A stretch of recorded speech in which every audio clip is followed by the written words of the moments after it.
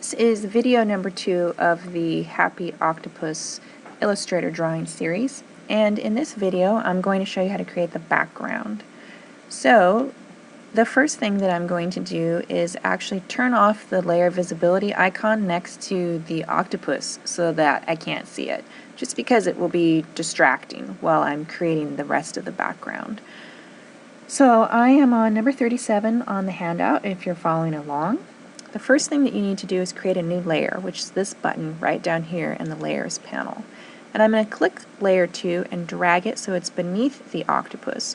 So it's eventually the background is, when I turn the visibility icon back on, won't be covering the octopus.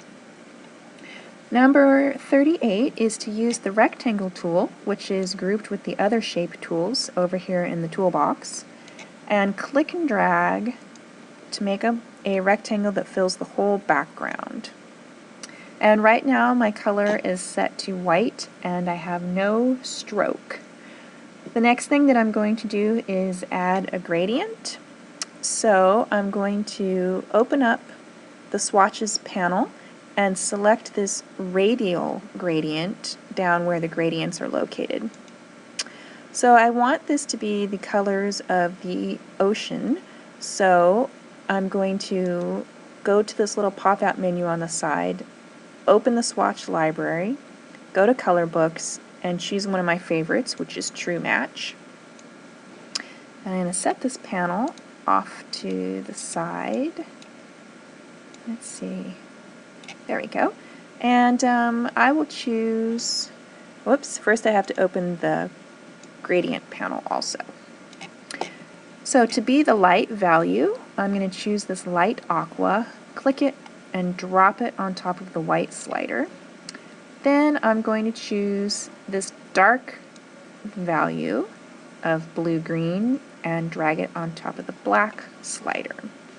So that is a nice color combination. Number 40, I'm going to create a white rectangle to make the rays that will radiate from the center of this.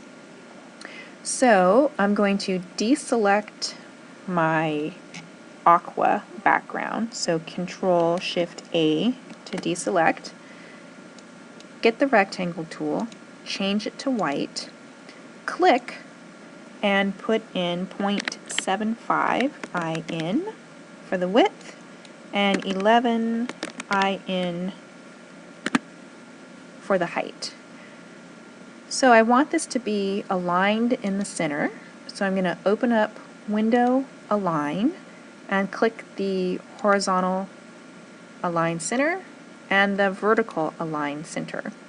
And if this doesn't align the way you expected it to, it might be because you need to swap this Align to and make sure it says Artboard.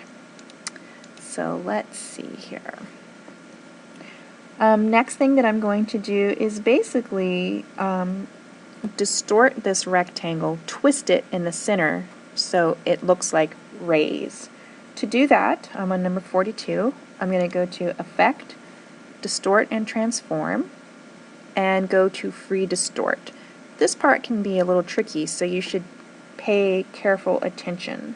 I'm going to click on this top left anchor point, hold down Shift and drag it to the side. Now I'm going to click on this right anchor point, hold down Shift and drag it over to where the little gray dotted lines are. Then I'm going to go back and get this one, hold down Shift and drag it to where those little dotted gray lines are, and click OK. So next thing that I need to do is expand that by going to Object, Expand Appearance. Now with my ray still selected, and I am on number 43, I'm going to go to Object, Transform, and Rotate. And I've already figured out in advance that I need to rotate it 20 degrees, so I'm going to click Copy. And now that I've done that, I can just do it over and over again. So let's see. Oopsies. Let's try that again. Object, transform, rotate, 20 degrees, copy. Okay, so now I can just push Control D as many times as I need to fill the entire space. Great, so now I have all of my rays. I'm going to get the selection tool, hold down Shift, and click on each one of them until I have them all. Then I'm going to go to Object, Group, so that all of those rays are now grouped together as one object.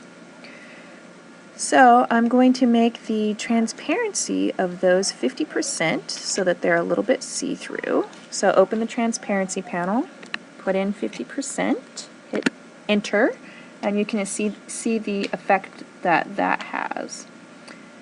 So the next thing that I'm going to do, step number 44, is draw a 7-inch white circle with no stroke. So I'm going to get the ellipse tool, click one time, put in 7IN and 7IN, and click OK. And I want that to be aligned to the center, so in my Align panel I'm going to click the Align Horizontal Center and Align Vertical Center. Then in my Swatches panel I'm going to click the Radial Gradient. And I actually think that I'm going to go ahead and hold down Shift and Alt and make that gradient a little bit larger. So with the circle selected, I'm going to hold down Shift and also select the rays. Then the next thing that I'm going to do is create an opacity mask. So I'm going to open the transparency panel, and over here on the side in this little pop-out menu I'm going to go to Make Opacity Mask. So what that's done is the rays are dark in the center and then they gradually fade out to nothing as they go to the edge, and that's a pretty cool effect. So the final touch is to add some stars to the background. So to do that I'm going to take the ellipse tool and click one time and put in 0.5 IN, which looks like it's 36 points, and click OK. So now I have a white circle. So with the white circle still selected, I'm going to go to Effect, Distort and Transform, and go to Pucker and Bloat. I'm going to go ahead and take the slider, well first I'm going to click Preview, and drag it to the left to just somewhere that I think looks good. So I'll go with that, 77, and click OK. So I'm going to, number 49, go to Object, Expand, Appearance.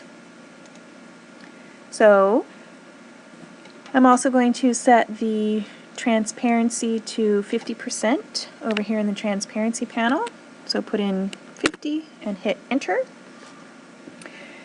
Now I'm going to copy and paste these all over the place. So I'll move that, hold down Alt, drag some here and there, and once I get a few of this size, I'll drag off a copy and make it smaller. Then I'll hold down Alt,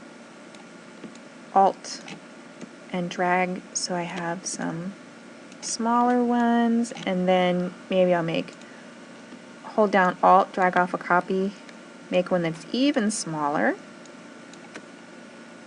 and scatter some of those around here and there. Now I'm going to turn on the layer visibility icon next to my octopus. Great. And so now I'll move, whoops, some of these stars around, get them where I want them. And once you're finished, save your project to the folder on the P drive so that you can get credit for it. And there we go. That's it for now.